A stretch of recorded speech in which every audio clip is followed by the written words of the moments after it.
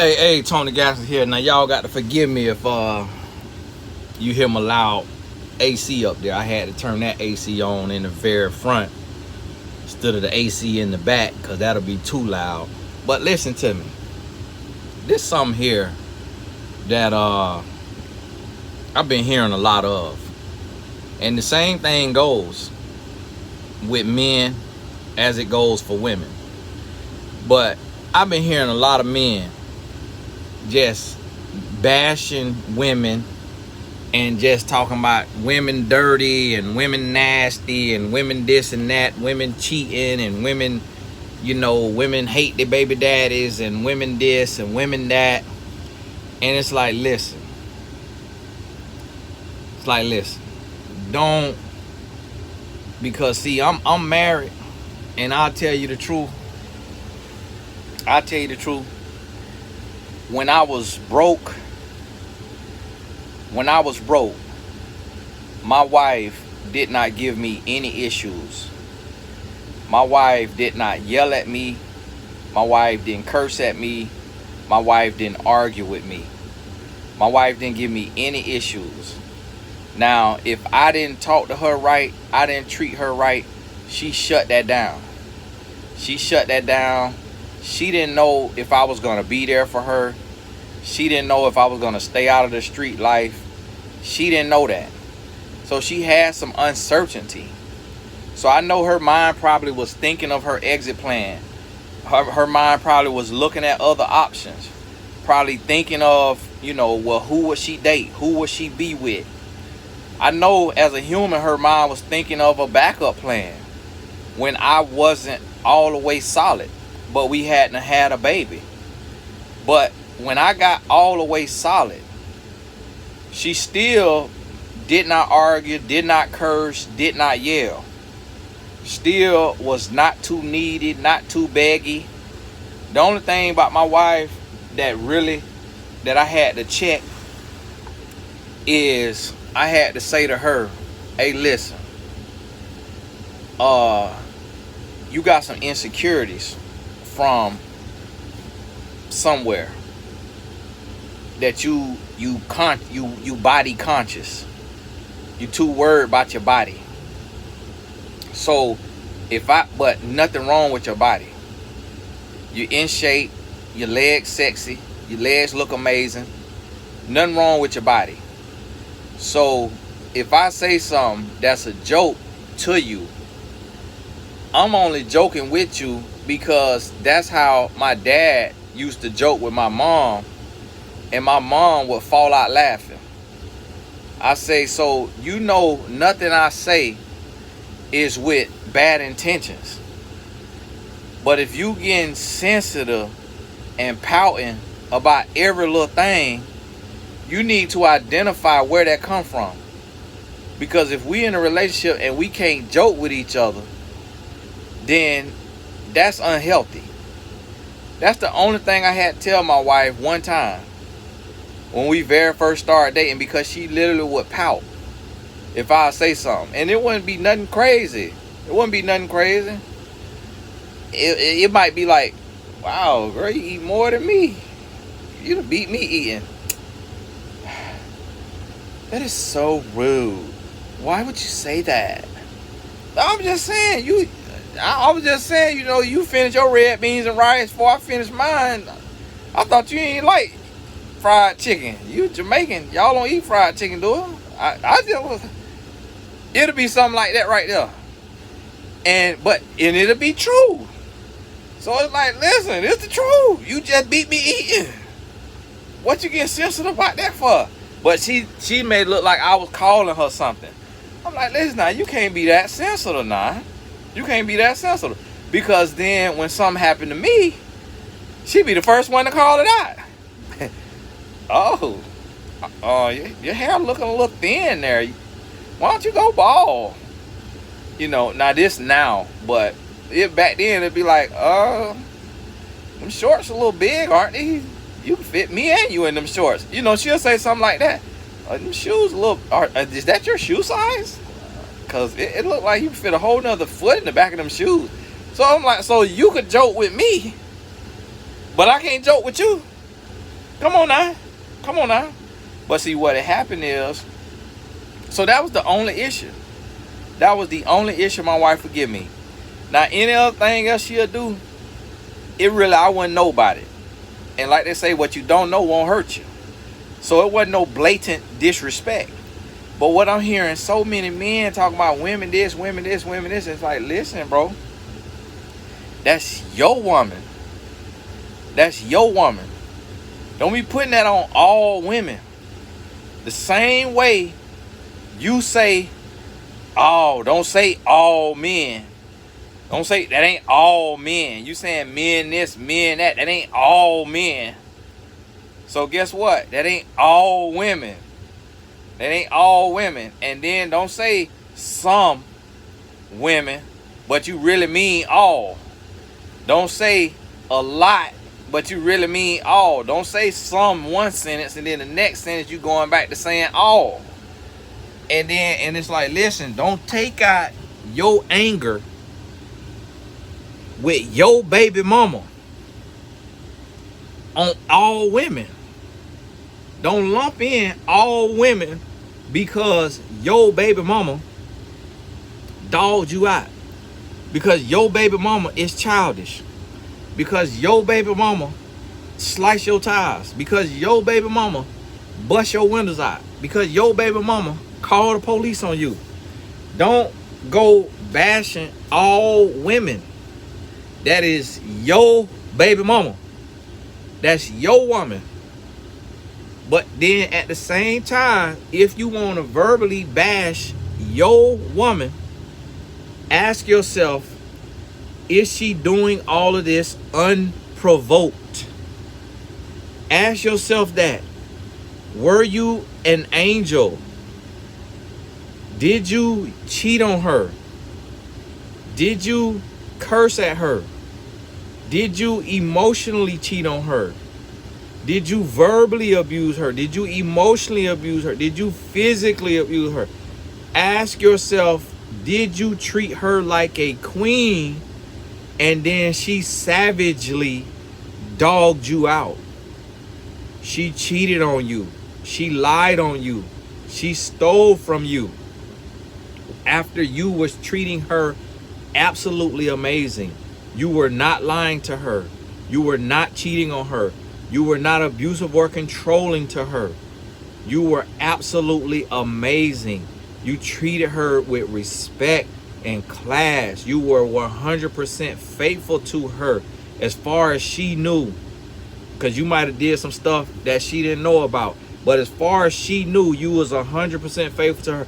She had no reason to break up with you. She had no reason to call the police on you. She had no reason to put you on child support because you was showing up and you was paying above and beyond to help your child. Was that the case? If that wasn't the case, then why are you bashing her? If you provoked her, if you push her to that point, why are you bashing her? And this is my issue with this. Because as men, we can beat a woman physically. There is no woman except for Layla Ali and Clarissa Shields and the likes of those women that box and do MMA. Those women that are formally trained. And then there's some women who not formally trained now, because I'm going to tell you, Jessica, I don't remember her last name. Might have been Dubai.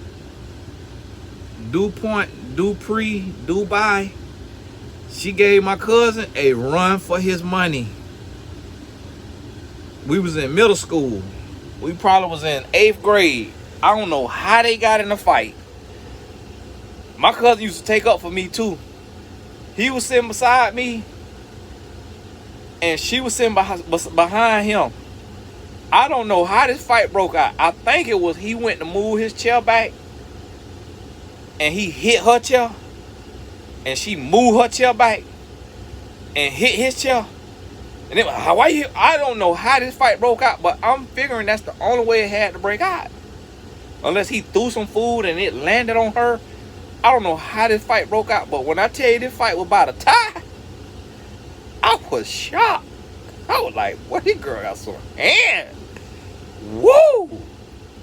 But it is a handful of women that could whoop a man. So this is my thing. Just like they say, pick on somebody your own size.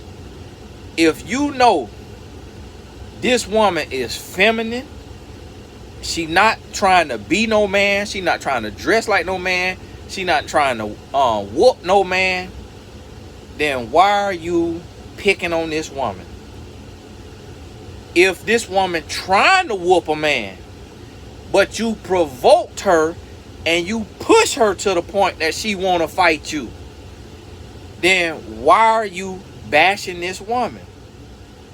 It's like, now, the only time a woman would deserve to be bashed, meaning she picking on you, she bothering you, she bashing you, she attacking you, and you defending yourself. But you didn't provoke her, you didn't push her to that point. She doing it because her past, her upbringing, she nasty, she's a savage. And then whatever she get is coming to her. And that's how I call it down the middle. Because now where I'm from, girls fight. Women fight. Where I'm from, I had to fight a girl in the 9th grade. I had to fight a girl in the 9th grade because I pretended like I was going to hit her with my folder. Joking. Completely joking. I pretended like I was going to do something like, The girl punched me in the jaw with a class ring on. I'm like, what in the world? So technically now, I provoked her, but I did not touch her. I ain't touch her. She could have just told the teacher, I would have got detention. The girl hit me in the jaw with a hook. It was like a little white and Mexican girl. She probably was white and Mexican or white and something. And she was a what they used to call a tomboy. I don't know if that's a derogatory term. My wife called herself a tomboy, so I don't know. She just said she a tomboy last night. But and she played basketball. The girl played basketball, and she kind of dressed like a guy. She didn't wear girl clothes. She wore baggy jeans, and this was in '98. You know, well, back then you had TLC and them. I don't know if they was around then, but she kind of dressed like a guy. She didn't. It was girls dressing like with form tight jeans, but she didn't do that. And she hit me with a little haymaker, with a class ring on. So at that point, I'm fearing for my life now, because I'm like, man, she got the class ring on. She finna put haymakers on me. Before I even realized it, it was, whew, we was all cross desks. And that was all she wrote. The teacher seen it. The teacher didn't like her because she was a troublemaker in class. She had a little attitude problems and stuff, disrupt the class. So the teacher said Tony wasn't in the wrong. The principal said, well, I'm finna suspend her for 10 days and Tony for 3 days. My daddy came in the office and said, no, she hit him first. And the way I raised my son is if somebody hit you, you got to defend yourself. Because although she is a woman, if she hit you in your temple, you could die. If she hit you and knock you down on that ground and go to beating you, you could die. So if somebody hit you first, you got to defend yourself. And my daddy taught my sister that too. Because she hit me one time and I hit her back. And she went and started crying, told my daddy. And my daddy told her, he said, Tisha, don't hit somebody and then cry if they hit you back harder. Because you shouldn't have never hit. You shouldn't have thrown the first lick. So that's how my daddy raised me, to be down the middle. So don't feel like I'm saying it's okay for women to bash men and for women to beat up on men and the man just got to lay there and take it. No, that ain't right. But if you know as a man you cheated on this woman, why you bashing her if she cheat on you? If you know as a man you cheated on this woman, why you bashing her if she leave you and put you on child support because she no longer with you?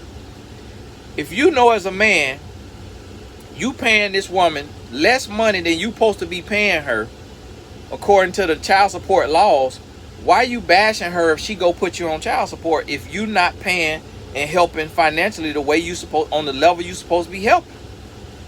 It's like, don't get mad and go to calling all women this and that, B's and H's and all this and that, because your chickens came home to roost.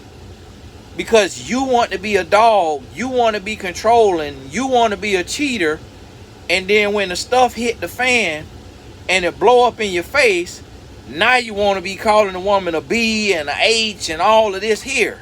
Now women is savages, women is this, women is that, when you did that to yourself. It's like, I can understand if you mad you treated this woman amazing, but then even then, that's that woman. Don't go and be mad at the next woman. Like, how you feel as a man if this woman get cheated on by a dog of a man, and you are a good man, and this woman comes into your life and she got you on probation because her ex cheated on her? You can't do nothing without her sniffing down your neck because her ex cheated on her. How you gonna feel as a man? What you gonna tell her as a man? Hey, I don't know what happened to you, but you need to heal. You need to work on that. Cause don't come in here, got me in first 48 interrogation room when I ain't did nothing to you. I ain't gave you no reason to be questioning me like this, to be treating me like this, to be acting like I'm a child, like I'm a parolee. You acting like you the probation officer and I got to check in and do a P test and sit here and pay fees to you because I'm a criminal and done did times and got out on probation, on parole. Like, what in the world? I don't deserve that. That's how you gonna be as a man if you meet this woman and she treating you like that, and it's all, and you ask her why you doing it. Well, it's because I done been hurt in the past. Okay, keyword past. This is the present. What do your past have to do with me? You see what I'm saying? We got to get some straightening. We got to get some straightening. I had to get some straightening with my wife. I had to get some straightening. I'm like, listen. I don't know who done hurt you, but listen, you're not finna be all overly extra sensitive with me. Forgive me. Nah, come on now. I ain't say nothing. I ain't call you. So think about this now. That's how you're gonna be. So at the same time, as a man, you can't go to the next woman cheating on her, beating on her, lying to her, manipulating her, coming in with this idea that she finna scam you, she finna cheat on you, she finna control you, she trying to trap you with her baby.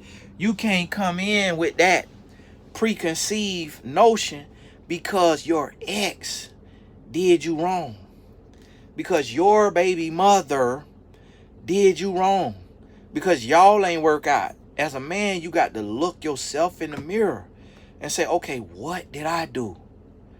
What did I do? Like, me and my wife, we done went through everything you could go through. We done went through stuff in our relationship. But when I look at what she did to me, I have to ask myself, did I do anything to provoke her, to put her in this position? When she look at what I did to her, she had to ask herself, did she do anything to provoke me, to put me in this position?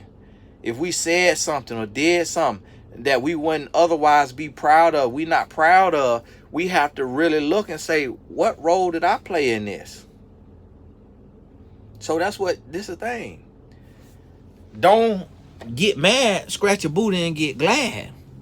If you know you provoked a woman, if you know you left a woman high and dry, if you know you left this woman while she was pregnant, you cheated on this woman while she was pregnant, You put hands on this woman. You lied to this woman. You manipulate this woman. You deceive this woman.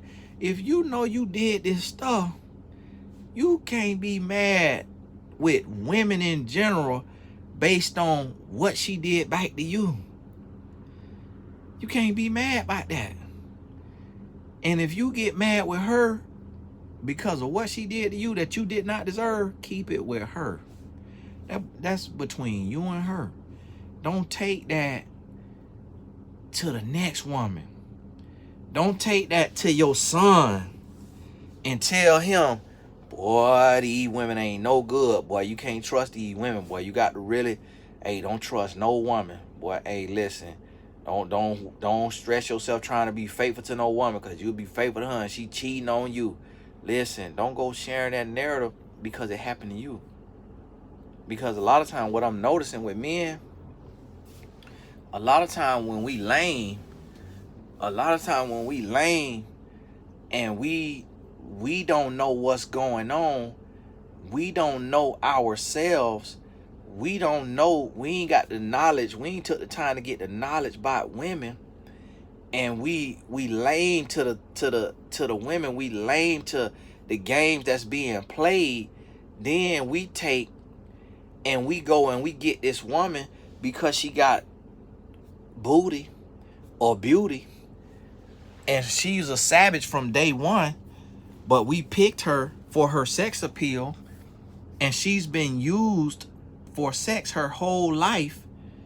So she comes into your life, and she coming to use you because she tired of being used. But because you thinking with the little head instead of your big head, you pick her thinking through lust, and then when she do to you what she came to do, now you mad and angry with women. And it's like, yes, you didn't do nothing to her. Yes, you didn't cheat on her. Yes, you didn't beat on her. Yes, you didn't dog her out. Yes, you didn't do nothing. But you only wanted her as a sexual object. You didn't even pay attention to her character. You didn't even pay attention to who she is. You didn't even pay attention to what she do for a living. It's like, if she is showing her body off, using her body as bait to make money from men, that already tell you where her mind is at. That she feels objectified. She feels like an object, and she feels like this is an exchange. My body for your money. So how do you go pick a sex worker or a stripper and then get mad if she fits the stereotype? Because there's some that do that stuff and they want real love and they got a good heart and they want to do the right thing, but they got put into that lifestyle at a young age to make money. But deep down they want love and they want to do right. But it's some that said, forget it, I'm finna play the game. If I got to exchange my body for your money, I'm finna get the most money out of you that I can. So how do you get mad if you pick a woman for her body because you have objectified her in your mind, and she knows she's being picked for her body, and then she come and rake you over the coals and get all kind of money from you, or she know you got a lot of money, so she get pregnant on purpose so that she could live off your child support for the next 18 to 22 years. And because she tired of dancing, how you mad at her when you picked her for that very thing? You picked her because she a dancer with sex appeal, or because she an adult film star with sex appeal. You picked her out of an industry where she exchanges her body for money. And then she get pregnant. She didn't get pregnant on her own. You slept with her unprotected, and you left it in her. Then you brought her a plan B, or told her to go get a plan B the next day, and she didn't do it. And if she did it because, and if she did, and she might have not did it because this child gonna save her life, because she wants something to genuinely love, that will genuinely love her and won't judge her like the rest of the world. So her reasons for keeping the baby could have been pure for herself. And then some will keep the baby because they want to be with you. And if you want to leave them, they want every dime of child support. So some gonna do it for the wrong reason. But at the end of the day, as a man, you chose her for the wrong reason. So why is you mad that a woman slept with you for money and got pregnant to always be in your pocket for the next 18 to 22 years? Why are you mad that she did that if you chose her for that? You chose her for her body. You chose her to sleep with her. And so, hey, you got what you were asking for. You were barking up the wrong tree. And you got what you asked for. So now, why are you mad with all women? Why are you going to the next woman who her life has been different? And she passed by strip clubs every day. And she said, I need money. I'm flat broke. But I'm not going to go show my body for money. I'm going to stay in school. I'm going to keep getting these student loans. I'm going to keep living off credit cards because I got to get this degree. I got to become an RN. And I'm going to become an RN. I'm going to work on the graveyard shift. And I'm going to work overtime. And I'm going to get 60 hours a week. And I'm going to make $100,000 or more a year. And I'm going to live and I'm going to budget till I pay down this $150,000 worth of student loans. That might take me 10 years. Then I'll really get to reap the benefits of my sacrifice and my account. I mean, my degree, my money. But I'm not going to go strip for money.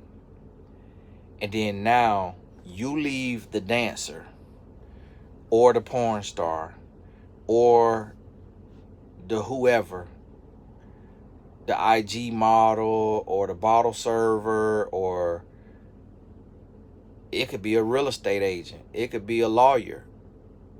She could do anything, but she used her booty and her beauty for money from men. So you went and picked that woman who didn't have real substance, who didn't have real character. You saw the decision she made. You saw the person she was. And you pick her and you slept with her and you took a L because you wanted to cheat on her. So you cheated on her and she leave.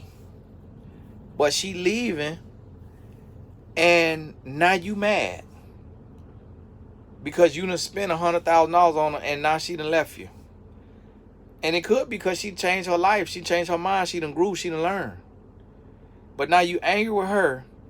And then so you say, okay, I never want a woman like that again that trade her body for money.